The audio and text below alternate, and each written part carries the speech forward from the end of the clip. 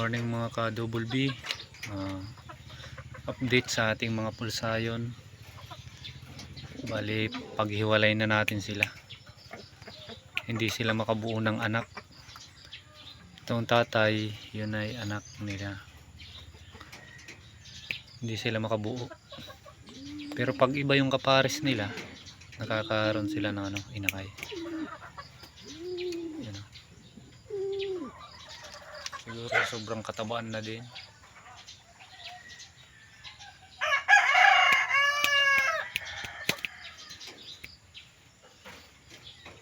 Baka ipares na lang natin to dito.